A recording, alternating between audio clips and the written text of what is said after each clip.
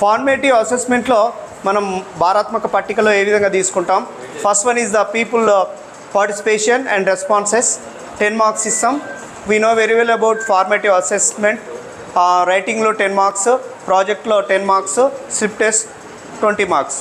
Total దీని weightage ఈ విధంగా ఉంటుంది. Before formative assessment every teacher should give the project work. Compulsory project works అనేది ఇచ్చి వీలైతే దాన్ని క్యాప్చర్ చేసి మనం భద్రపరచాల్సిన అవసరం ఉంటుంది, డిస్ప్లే చేయాల్సిన అవసరం ఉంటుంది, అప్రిషియేషన్ చేయాల్సిన అవసరం ఉంటుంది. It is very very important in EVS project works. Okay, next summative assessment same as it is. Conceptual understanding, questioning hypothesis, experiments, field observation, information skills and projects, mapping skills and drawing pictures. This is the weightage: 20 marks, 5 marks, 5 marks, 10 and 10. Thank you very much, my dear teachers. Heartily thanks for your patience. Being as a EVS teacher, you should encourage the children on EVS. పైంచలు కిందికి వచ్చేసరికి మూర్త భావనలు పెరిగి conceptual understanding అనేది correct fix అవుతుంది. ఎందుకంటే అస్సలైంది మనకు EVS మొత్తం చెప్పుకున్నది conceptual understanding perfect కావాలి. ప్రకృతిలో మమేకమై ప్రకృతిలోనే నేర్చుకోవాలి. అట్లా అని చెప్పి మట్టిలో కొట్టుకొని ఆడుకోమని కాదు. పూర్తి స్థాయిలో మనం అన్ని ఫీల్డ్లోకి వెళ్ళాలి. ప్రాజెక్టులు అంటున్నాం, ఎక్స్పీరియన్స్ చేయాలి. మన పంచేంద్రియాలతోటి పట్టుకొని చూసి అనుభవించి నేర్చుకోవాలంటున్నాం. అంటే ఇదే అన్నిటికంటే ముఖ్యమైనది, అన్ని మెథడాలజీలో ఉపయోగపడుతుంది. ఇది సార్ ఏమైందంటే మనకి ఇచ్చిన పీపీటీలో ఇచ్చిన వర్క్ కొంత తేడా ఉంది సార్. నేను బోర్డు మీద రాసి చెప్తా కొద్ది చిన్న ఇన్ఫర్మేషన్. టెక్నికల్ ఇప్పుడు మనకు ఈవీఎస్ అంటేనే మనకి పరిసరాల వరకే చెప్పుకుంటున్నాం, కానీ ప్రపంచం మొత్తం ఒక వెబ్. ఆ టెక్నాలజీలో చాలా ఉన్నాయి మనం వాడడానికి. టైం ఉండకపోవచ్చు, కానీ కొన్ని వర్డ్స్ తెలుసుకోవడం కోసం రీసోర్సెస్ అని ఇచ్చారు మనకు. రీసోర్సెస్లో ఏమున్నాయంటే మనకు ప్రింటెడ్ రీసోర్సెస్ ఉన్నాయి సార్, ప్రింటెడ్ ఉన్నాయి, మనకు టెక్నికల్గా ఉన్నాయి, ఆన్లైన్ రీసోర్సెస్ ఉంది. ప్రింటెడ్ అంటే మనకు చాలా బుక్స్ ఉంటాయి, ఎన్సీఆర్టీ ఉంటుంది, ఏసీఆర్టీ ఉంటుంది, వేరే ఆథర్స్ వాళ్ళు రాస్తారు, కొన్ని వేరే బుక్స్ ఉంటాయి. ఆ తర్వాత టెక్నికల్గా వచ్చేసరికి ఆన్లైన్ ప్లాట్ఫామ్ చాలా ఉన్నాయి. ఇక్కడ చాలా ఇచ్చింది సార్ మనకు. మీకు దాంట్లో ఉంటుండొచ్చు, ఇవి పీపీటీ లేదు. దీక్ష యాప్ గురించి ఇచ్చిండు, ఈ పాఠశాల అనే యాప్ ఇచ్చిండు, ఇంట్రాక్షన్ అది ఉంటుంది మనకు. ఎడ్యుకేషనల్ గేమ్స్ ఉన్నాయి కొన్ని మనకు. ఏఐ అన్నారుగా, ఏఐ మొత్తం కూడా ఇంట్రాక్షన్ మెథడ్లో ఉంటుంది. మళ్ళీ పిల్లవాని యొక్క సామర్థ్యాన్ని బ్యాక్గ్రౌండ్లో అంచనా వేస్తుంది తప్పిస్తే అదే మనకు ఆర్టిఫిషియల్ ఇంటెలిజెన్స్. అది మనకు మ్యాథ్స్లో వచ్చేస్తుంది మీకు. ఆన్లైన్ ప్లాట్ఫామ్స్ వస్తే ఎడ్యుకేషనల్ గేమ్స్ ఉన్నాయి. ఇంకా ఏఆర్ ఉంది, విఆర్ తెలుసా మీ? విఆర్ వర్చువల్ రియాలిటీ అని మాకు ఇక్కడ ఇచ్చిందేమో ఏఆర్ ఇచ్చిండు. ఈ రియాలిటీ అనేది నేను చెప్పుకున్నది అవతార్ సినిమా గురించి చెప్పినాం కదా సార్, అక్కడ లేదు, అది ఉన్నట్టు చూపించిండు మనకు కూడా. ఈ మధ్యన రీసెంట్గా అమెజాన్లో టేబుల్ టాప్ అనే ఒక వస్తువు కొంటే కెమెరాని ఇలా పెట్టేస్తే మన టేబుల్ మీద ఎంత స్పేస్ ఆక్రమిస్తుందని చూపిస్తుంది. ఐడియా లేకపోతే నేను చూపిస్తానంటే ఫోన్లో చూపించచ్చు, ఏ వస్తువు అయినా చూపిస్తుంది. అదే ఇది అన్నట్టు ఏఆర్విఆర్. అట్లా మనం బాహ్య ప్రపంచం ప్రకృతిలోకి మనం పోలేకపోయినా ఆ ప్రకృతిని మనం చూపించవచ్చు, కానీ దానికి చాలా కొద్ది టెక్నికల్గా చాలా ఉండాలి, చాలా కష్టపడాలి. ఇంకా ప్రజెంటేషన్ టూల్స్ ఉన్నాయి. ప్రజెంటేషన్ టూల్స్ అంటే మనకు పీపీటీలు ఉన్నాయి కదా సార్, పీపీటీలు కానీ ఇంకా వీడియోలు చేయడానికి అవన్నీ ఉన్నాయి. వర్చువల్ లైబ్రరీస్ ఉన్నాయి, అంటే మనకు ప్రపంచంలో ఎక్కడి నుంచో అయినా యాక్సెస్ చేసుకోవచ్చు ఆన్లైన్లో. కొద్దిగా ఫీజు ఉంటుండొచ్చు, కొన్ని చాలా వరకు ఫ్రీనే ఉంటాయి, కొన్నిటికి ఫీజు ఉంటుంది. ఇంకా వీడియో ఎడిటింగ్ టూల్ ఉన్నది, అన్నకు బాగా తెలుసు. కెన్ మాస్టర్ మీకు కూడా తెలుసు, కొద్దిగా వాడుతుంటాం అందరూ. ఇలాంటి చాలా టూల్స్ ఉన్నాయి. వీడియో స్ట్రీమింగ్ అనే ఇంకోటి ఉంది. చిన్న పిల్లలు యూట్యూబ్ చూస్తారు, అందరు పిల్లలు యూట్యూబ్ చూడరా అనే బదులు ఒక్క మాట చివరికి యూట్యూబ్ కిడ్స్ అలవాటు చేయాలి. ఎట్లా మనం చూడమంటున్నాం, ఈ వీడియో చూడు, ఆ వీడియో చూడు, ఇది చూసే వాళ్ళకి ఇది చూడరా అంటే ఒక్కసారి అది చూస్తే దానికి సంబంధించినవి వస్తుంటాయి. ఇలా వాళ్ళకు అన్నిటికంటే ఎక్కువ ఇంట్రెస్ట్, అన్నిటికంటే తక్కువ ఇంట్రెస్ట్ ఉండేది చదువు మీదనే. మిగతాది ఏదైనా చూస్తాడు, ఎంత చెత్త వచ్చినా చూస్తూనే ఉంటాడు. మన పిల్లలు చూస్తారుగా, స్కూల్ పిల్లలు చూస్తారు, మన పిల్లలు చూస్తూనే ఎవరు. ఇంకా కొలాబరేషన్ టూల్స్ అని ఉన్నాయి. కొలాబరేషన్ టూల్స్ అంటే మనం ఇక్కడ ఉండి ప్రపంచంలో ఎక్కడ ఎవరితోటైనా కలిసి పనిచేయచ్చు, కాకపోతే అంతా ఆన్లైన్లో, ఆఫ్లైన్లో కాదు. ఆ విధంగా కొన్ని టూల్స్ ఉన్నాయి. ఈ గూగుల్ వర్క్షాప్ అని ఉంటాడు, వర్క్షాప్ అంటే ఏంది, మనం మన భావాలను వ్యక్తపరచుకో. ఇది వర్క్షాపే, మనకు ఇంటరాక్షన్ మోతల్లో ఉంటుంది.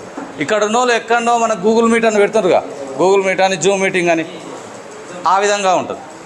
ఇంకా స్ప్రెడ్ షీట్స్ ఉన్నాయి. మనం హెడ్ మాస్టర్లు చేస్తారు, ఏ ఇన్ఫర్మేషన్ అయినా దాంట్లో ఎడిట్ చేసి పంపిస్తున్నాం. గూగుల్ షీట్ ఉంటుంది, గూగుల్ డాక్ ఉంటుంది, అవన్నీ టెక్నికల్ ఉంటుంది. ఆన్లైన్ అసెస్మెంట్ టూల్స్ ఉన్నాయని పిల్లవాళ్ళకి ఈ లెసన్లో ఇది వస్తుందా రాదా, మనం క్వశ్చన్ పేపర్ తయారు చేయకుండా, మనం ఏమి చేయకుండా ఆన్లైన్లో అసెస్మెంట్ చేసుకోవడానికి టూల్స్ చాలా ఉన్నాయి. వాటిని వాడుకోవచ్చు. ఎక్కువగా యాప్స్ అయితే ఈజీగా వాడచ్చు, ఎందుకంటే దాన్ని నేర్పించు వాడు చెప్తాడు. ఆన్లైన్ అసెస్మెంట్కి వచ్చేసరికి మన దీక్ష యాప్ మనం ఆల్రెడీ వాడుతున్నాం, చివరికి అసెస్మెంట్ చేస్తున్నాం. అసెస్మెంట్ అంటే రిజల్ట్ రావాలి.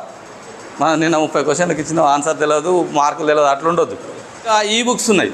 ఈ బుక్స్లో ఏమున్నాయంటే దీక్ష ఉంది, పిఎం ఈ పోర్టల్, ఎన్డిఎల్ఐ వెబ్ 4.0 అని ఈ బుక్స్ ఉన్నాయి. ఈ బుక్స్లో దీక్షలో చాలా మన టెక్స్ట్ బుక్స్ మొత్తం ఉన్నాయి, అన్ని భాషలలో ఉన్నాయి. దేశంలో ఉన్న అన్ని భాషలలో అన్ని టెక్స్ట్ బుక్స్ దాంట్లో ఉంటాయి సార్. ఇక వికీపీడియా ఐడియా ఉందా? వికీపీడియా దేనికి వాడతారు సార్?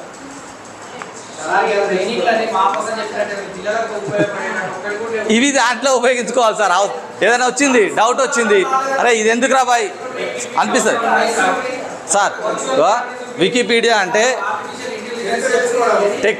టెక్నికల్ నాలెడ్జ్ మనకు కూడా ఉండాలనే ఉద్దేశంతో ఎంతో కొంత చెప్పింది సార్. ఇప్పుడు ఇవన్నీ మనకి ఒక్కొక్క లైన్లో ఇచ్చింది సార్, ఒక్కొక్క లైన్లో మాకు ఇచ్చిర్రు. ఇది మీకు కూడా ఇస్తాం, కానీ ఇదేందని మీకు తెలవాలనే ఉద్దేశంతో చెప్పడం జరుగుతుంది.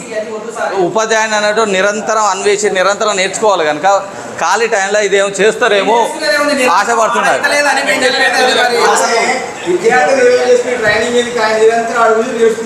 దాన్ని ఒక లైన్లో పెట్టడానికి కదా, ఏం లేదు. ఏముంటుంది ట్రైనింగ్లో? ఇప్పుడు అన్నాడు, అన్నకేమన్నా చెప్పిరా? ఆయన నేర్చుకుంటూ అదే అంటున్నా సార్, ఇంట్రెస్ట్ తోటి నేర్చుకుంటారు. ఇప్పుడు మనకు దీక్ష యాప్ వాడడం రాలే, వాడుతున్నాం.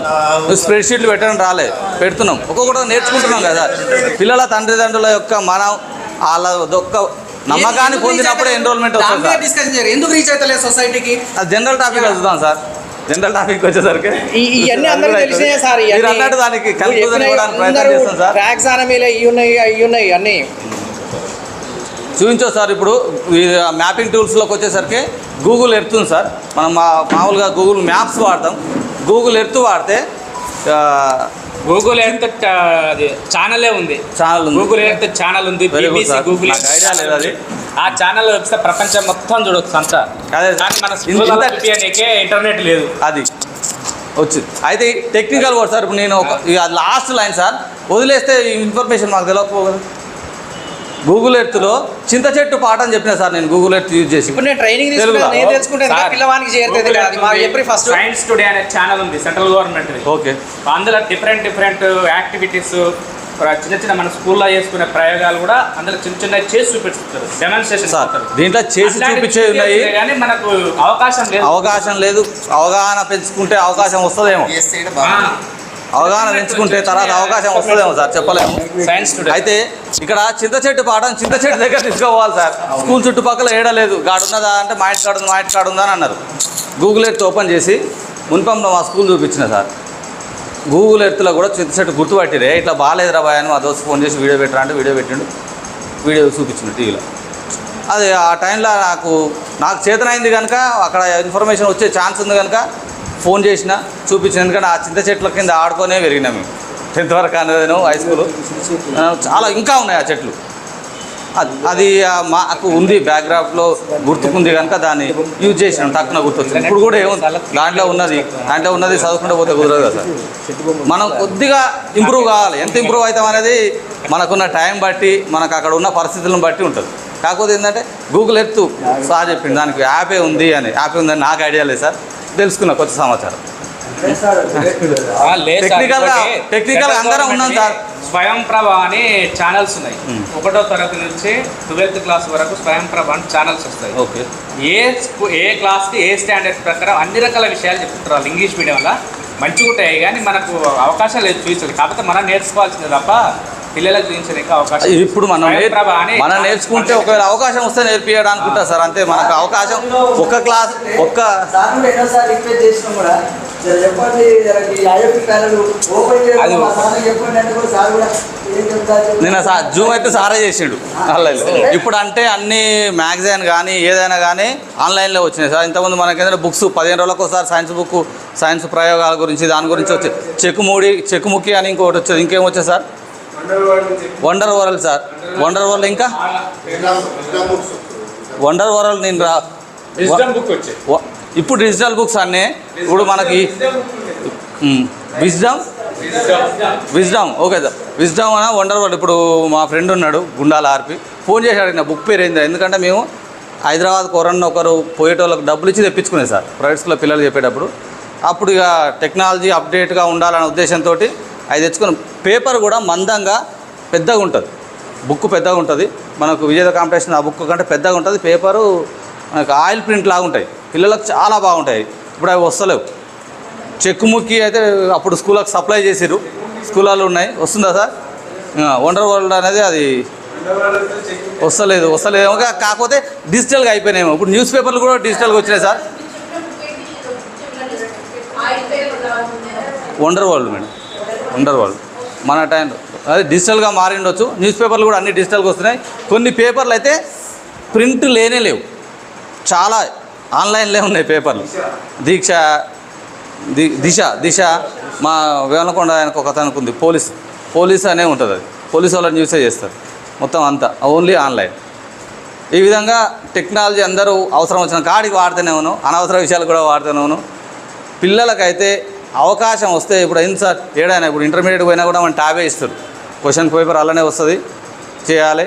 క్వశ్చన్ ఆన్సర్లు అలానే ఉంటాయి, మార్కులు అలానే వస్తాయి. ఆ తర్వాత ఇంట్రాక్షన్ కూడా అలాగే జరుగుతుంది. మా కరోనా టైంలో ఉపయోగపడదే అది. టెక్నికల్గా మనం ఎంత డెవలప్ అయితే అంత బాగుంటుంది సార్. మనకు మంచిదే. పిల్లలు నీకేం తెలియదు పో అంటారు ఏదైనా. మన స్కూల్ పిల్లలు మన మాట వింటారు, బయట పేరెంట్స్ ఎవరు విన్నారు. కానీ మన ఇంట్లో పిల్లలు మన మాట విన్నారు. మనకంటే టెక్నికల్గా ముందు ఉన్నారు వాళ్ళు. ఈ సోషల్ మీడియా ప్లాట్ఫామ్స్ అన్నీ తెలుసు, పేర్లు అన్నీ తెలుసు, అన్నిట్లో అకౌంట్లు ఉంటాయి పిల్లలకు. దాంట్లో కూడా మంచి ఉంది, చెడు ఉంది సార్. వాట్సాప్లో ఏఐ ఉంది, చాట్ జీపీటీ ఉంది, మెటా ఉంది. అవును వస్తుంది సార్. ఇప్పుడు చాలామంది ఏం చేస్తారంటే దీన్ని మిస్యూజ్ చేస్తారు. కొందరు పిల్లలు హోంవర్క్ రాయడానికి కానీ ప్రాజెక్ట్ వర్క్ చేయడానికి కానీ మామూలుగా మన వాట్సాప్ ఓపెన్ చేయగానే అటు తిరుగుతుంటుంది మెటా అని. ఏ టూల్ వస్తుంది, దాన్ని ఎట్లా అంటే అట్లా వాడుకోవచ్చు. మనం వాడాలి, మనకు టైం ఉండాలి, మనకు అది తెలుసుకోవాలనే జిజ్ఞాస ఉంటే వస్తుంది. మనకు యాక్చువల్గా స్కూల్కి వచ్చినాక అంత టైం ఉండకపోవచ్చు, కానీ ఎంతో కొంత కనీసం లీజర్ టైంలో తెలుసుకుంటే బాగుంటుంది. Okay sir, thanks. అంటే పరిసరాల్లో ఉన్నటువంటి లివింగ్ థింగ్ కావచ్చు, నాన్ లివింగ్ థింగ్స్ కావచ్చు, ఏదైనా పరిసరాల్లో ఉన్నటువంటి దాన్ని అబ్జర్వేషన్ చేస్తూ దాని మీద పిల్లవాళ్ళకు అవగాహన జ్ఞానాన్ని కలిగించడం అని నేను అనుకుంటున్నా. అట్లా దాని నుండే సోషల్ స్టడీసు, సైన్స్ అన్నీ కూడా డెవలప్ అవుతాయి. కాబట్టి మనము ఒక నేచురల్గా మన చుట్టూ పాఠశాల చుట్టూ కావచ్చు, లేదా మన చుట్టూ ఉన్నటువంటి వాటన్నిటిని కూడా మిగతా వాటికంటే కూడా మనకు టీఎల్ఎం తయారు చేయకుండానే దొరికేటువంటి పరిస్థితి. ఇంతకుముందు సీత సార్ చెప్పాడు, చింత చెట్టు పాడడం అంటే చింత చెట్టు సరే ఇప్పుడు తక్కువ ఉన్నాయి కానీ ఎన్నో తాను దొరుకుతుంది. చందుపట్ల స్కూల్లో మాకు అన్ని చింత చెట్లే ఉండేది, 4 చింత చెట్లు ఉండేది మంచిగా. ఇట్లా ఇదివరకు ఉండేవి, మనకున్నాయి 7 ఉన్నాయి, కానీ చింత చెట్టు పాఠం లేదు మాకు. చెట్లు ఉన్నాయి కానీ పాఠం లేదు. సరే అట్లా కాబట్టి పరిసరాల్లో ఉన్నటువంటి దాన్ని నేచురల్గా మనం కొంత రిస్క్ తీసుకుంటే పిల్లవాళ్ళు, ఎందుకంటే గతంలోనేమో అన్నీ నేచురల్గా ఇంటి చుట్టూ గ్రామాలలో ఎక్కువ ఉండేది, ఇప్పుడు తగ్గుతుంది, క్రమంగా తగ్గుతుంది. కాబట్టి మనం పిల్లవాళ్ళకు ఒక అవగాహన కలిగించవలసినటువంటి అవసరం ఉందని నేను అనుకుంటున్నా. అయితే నిన్న వృక్షం సారు చెప్పేటప్పుడు కాన్సెప్ట్స్ ఇవన్నీ చెప్పుకుంటూ పిల్లవాళ్ళు ఒక సైంటిఫిక్ టెంపర్ డెవలప్ చేయాలనేటువంటి పదం కూడా వాడిరు కదా. సైంటిఫిక్ అప్రోచ్, సైంటిఫిక్ ఇది నేను వేల సార్లు విన్నాను. మరి అసలు సైంటిఫిక్ టెంపరు విద్యార్థులు డెవలప్ చేయడం అంటే ఎవరన్నా ఒకరు చెప్పాలి సూటబుల్గా. నాకు పూర్తి అవగాహన లేదు దాని మీద. అసలు సైంటిఫిక్ టెంపర్ డెవలప్ చేయడం అంటే ఇంది పిల్లవాళ్ళని ఎట్లా అప్రోచింగ్, టీచర్ అప్రోచింగ్ ఎట్లా ఉండాలి, పిల్లవాళ్ళు ఎలాంటి స్కిల్స్ని, ఎలాంటి ఆలోచనలను డెవలప్ చేయడానికి ఆస్కారం ఉంటుంది. అసలు సైంటిఫిక్ టెంపర్ అంటే ఏంది? అది రిమూవ్ చేయాలంటే ఫస్ట్ ఏంటంటే ఇప్పుడు వాడు ఏమంటాడంటే పాము భాగవత సార్ అంటాడు లేకపోతే అక్కడ నిమ్మకాయ కావడానే నాకు ఇదే సార్ అంటాడు. అది ఏం లేదుగా పాము భాగవడదు, దాని జోలికి పోతేనే దాన్ని తిరిగిపోతేనే దాన్ని ఇబ్బంది పెట్టుకుందని మనకెంత భయం ఉంటుందో దానికి అంతే భయం ఉంటుంది అసలు కాన్సెప్ట్ అందరూ దూరం చేయాలి. రెండవది ఈ అశాస్త్రీయమైనటువంటి కొన్ని నమ్మకాలు ప్రతి పిల్లవాడిలో ఉన్నాయి. దాంతోపాటు అన్నిదా భావించకండి మనలో కూడా ఉన్నాయి. మనలో తగ్గించుకుంటే ఆటోమేటిక్గా అందులో కొంత ఇంప్రూవ్ చేయొచ్చు. ఎట్లా అంటే ఇప్పుడు మనకు ఆల్రెడీ ఇంగ్లీష్లో సూపర్స్టిషన్స్ లెసన్ ఉంది సార్. సూపర్స్టిషన్ లెసన్లో ఉన్నప్పుడు ఆ సూపర్స్టిషన్లో వచ్చినవి మనం పాటించకపోతే పిల్లవాళ్ళలో కొంత సైంటిఫిక్ టెంపర్ అనేది ఆటోమేటిక్గా అది ఇంక్రీజ్ అవుతుంది. దాంతోపాటు మనం కొన్ని డేస్ చేస్తుంటాం. ఆ డేస్ చెప్పేటప్పుడు వాళ్ళు ఎదుర్కొన్నటువంటి సమస్యలు ఎట్లా వాళ్ళు మూఢనమ్మకాలు రిమూవ్ చేసుకొని సమాజంలో ఎట్లా ఉపయోగపడ్డారు, సమాజానికి ఏ విధంగా వాళ్ళు సేవ చేయగలిగిన అంశాన్ని మనం కొంత ప్రతి కార్యక్రమంలో మనం బొమ్మ తెచ్చి సూచించలేకపోవచ్చు, లేకపోతే దండేసి ఆ రోజు కార్యక్రమాలు చేయలేకపోవచ్చు. కానీ అక్కడ ఉన్నటువంటి అంశాలను కనుక వాళ్ళకి కొంత లిటిల్ బిట్గా ఇంత వ్యాస్ట్ డిస్క్రిప్షన్ కాకుండా స్వీట్ అండ్ షార్ట్గా చెప్పగలిగితే మాత్రం మనం కొంత పునాది అయితే వేయగలుగుతామని నేను నమ్ముతాను. Thank you sir. ఓకే, అంటే మనము ఏది పాటిస్తే పిల్లవాని మీద ప్రభావం పడుతుంది. నేను ఇదే పాఠశాలలో చదివిన 7th క్లాస్ వరకు నా అప్రోచ్ ఒక రకంగా ఉండేది. గతంలో కూడా చెప్పినాను కూడా కాంప్లెక్స్ మీటింగ్లో కొంతమంది తెలిసి ఉంటుంది. 8th నుండి వైఎన్ రెడ్డి సారు, తర్వాత ఇక్కడ ఉన్నటువంటి సీనియర్స్ కొంతమంది వెంకటరెడ్డి సార్, మధ్య వెంకటరెడ్డి, దివాకర్ వాళ్ళ ఫాదరు, వీళ్ళు మాకు టీచర్స్ ఇక్కడ. వాళ్ళ యొక్క అప్రోచ్ పెద్దగా మాకు పాఠం చెప్పినట్టు చెప్పలే. వాళ్ళ నడవడిక, వాళ్ళ మాట విధానము, వాళ్ళ యొక్క దినచర్య, ఆచరణ నా మీద ప్రభావం పడ్డది. అంటే నమ్మకం వేరు, ముత్యాల సార్ చెప్పిన నమ్మకం వేరు, మూఢనమ్మకం వేరు, డిఫరెంట్ ఉంటుంది. నమ్మాలి, దేవుడు నమ్మటోళ్ళు దేవుడిని నమ్ముతారు, ఇంకో విశ్వాసము, ఇవన్నీ వేరు. కానీ మనము ఎట్లా ఆచరిస్తే ఉపాధ్యాయులుగా మనల్ని ఫాలో అవుతారు. ఇమ్మీడియట్ వాడు ఫాలో అవుతున్నట్టు తెలియకపోయినా జీవితం మీద ప్రభావం పడుతుంది. రాంగ నా మీద ప్రభావం. ఇప్పుడు నేను సొసైటీలో, సమాజంలో ఒక టీచర్గా లేదా ఒక సైంటిఫిక్ కొంత ఆలోచన కలగడానికి అక్కడ బేస్ పడ్డది నాకు. 8th క్లాస్ ఆ రూమ్ ఉండే 8th class class teacher YN Reddy sir, అవి మొత్తం గుర్తుంది నాకు. అంటే అట్లా చెప్పకుండానే ప్రభావం పడుతుంది. కాబట్టి టీచర్స్గా సార్ చెప్పినట్టు మనం కొంత ఒక సిస్టమేటిక్గా ఉంటే మన డ్రెస్అప్ కావచ్చు, మన మాట విధానం కావచ్చు, మన టైం పంక్చువాలిటీ కావచ్చు, తర్వాత మన నిజాయితీ కావచ్చు, ఇవన్నీ కూడా ఖచ్చితంగా పిల్లవాని మీద తెలియకుండా ప్రభావం పడుతుంది. కాబట్టి మనము ఆ మూఢ విశ్వాసాలు కొద్దిగా మనం తగ్గించుకుంటే, నాగులో చవితి ఉంటుందండి, పుట్టలో పాలు పోస్తారు. యాజ్ ఎ సైన్స్ టీచర్గా లేదా జనరల్ టీచర్గా పాములు పాలు తాగవైతే తెలుసు, పోస్తాం. మనం పాలు పోసుకుంటా వానికి చెప్తే నమ్మడు. చందుపట్ల స్కూల్లో నేను పనిచేసేప్పుడు పుట్ట ఉందండి ఇక్కడ. నాకు ప్రేయర్ స్టేజ్ ఉన్నది, ప్రేయర్ అవుతుంది, దాని వెనకనే పుట్ట ఉంటుంది ఒకటి. ఆ ఊళ్ళకెళ్ళి వచ్చి పాలు పోస్తుంటారు, నేను స్టేజ్ మీద ప్రేయర్ అయిపోయి చెప్తుంటా. అది నమ్మొద్దురా అని నేను చెప్తూనే ఉంటా, ఊరోళ్ళు వచ్చి వాళ్ళు వస్తూనే ఉంటారు. 2 పుట్టలు ఉంటాయి. అంటే పిల్లల ప్రభావం ఉంటుంది. అట్లా అని నేను అదేం చేయను. కాబట్టి అలాంటి కొన్ని మూఢ విశ్వాసాలు, అంధవిశ్వాసాలను మనం కొద్దిగా దూరం చేయగలిగితే, ఇప్పుడు పాము కరుస్తుందండి, విషము బ్లడ్లోకి పోతుంది, మంత్రాలు వేస్తే తగ్గదు కదా. ఆ విషయానికి ఇరుగుడుగా మనం మెడిసిన్ ఇవ్వాలి, అది చెప్పాలి. మనం ఇప్పటికి కూడా ఫలానైనా మంత్రం వేస్తే తగ్గుతుంది, ఆడ తగ్గింది కాదు సార్ అంటారు. తగ్గుడంటే మనకు మినిమం రెసిస్టెన్స్ పవర్ మనలో ఉంటుంది.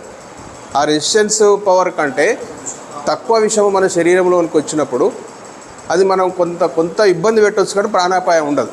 ఎక్కువైనప్పుడు మంత్రం వేసిన పెద్దోడు వేసినా చస్తారు, చిన్నోడు వేసినా చస్తారు. దానికి విషయం యాంటీవీనం మినిమం అలాంటివి కొన్ని మనం చెప్పగలగాలి. ఇప్పుడు కూడా మనం చెప్పగలిగితే అట్లా సైంటిఫిక్ అప్రోచ్, సైంటిఫిక్ టెంపర్ అంటే ఏం లేదు. విశ్వాసం ఉండడం వేరు, అది పెద్ద సబ్జెక్టు, దాంట్లో మనం పోవాల్సిన అవసరం లేదు. కానీ మన మూఢ విశ్వాసం, ఇంకా అంధవిశ్వాసము, ఇలాంటి వాటిని పిల్లలకు ఖచ్చితంగా ప్రైమరీ స్థాయి నుండి కొన్ని ప్రాణాలను ఇవ్వగలుగుతాం. నాకు బాగా గుర్తుంది, పేపర్లో వచ్చింది. నేను నిన్న ఒక ఊర్లో ఒక 15 years బ్యాక్ పుట్ట పెంచుతారు మధ్యన, జైలి అంటారు. కింద ఒక రూమ్ ఉంటుంది, పెంకుటిల్లు, మధ్యన పుట్ట ఉంటుంది, పాముని పెంచుతారు. వాళ్ళు 2 పిల్లలు, తల్లి పుట్టకి ఇటు సైడ్ పడుకుంటారండి. రాత్రి పాము వచ్చి ముగ్గురిని కలిసి చచ్చిపోయారు. వాళ్ళు పాలు పోసారు, అది పోసారు, దేవునికి రోజు పూజించారు, ఏం రక్షించలే కదా. అది మూఢ విశ్వాసం. కాబట్టి అలాంటివి మనం చాలా ఉంటాయి, తేలు గరిచిన, పాము గరిచిన, ఇంకోదైనా తుమ్మినా పోవద్దని ఇడిచిపిప్పుకొని తగినాయి అనుకోండి. ఇవాళ ఇట్లాంటి కొన్ని విశ్వాసాలు కాకుండా ఒక సైంటిఫిక్ అప్రోచింగ్గా పిల్లవాడిని మెల్లమెల్లగా మొత్తం సబ్జెక్ట్ చెప్పిన కాకుండా మనం ఆచరిస్తూ తెలియకుండా లెసన్ చెప్పే క్రమంలో మనం దానికి జోడిస్తే పిల్లవానికి వాస్తవికత అర్థమవుతుంది. దాన్ని మనం సైంటిఫిక్ టెంపర్గా అనుకోవాలి.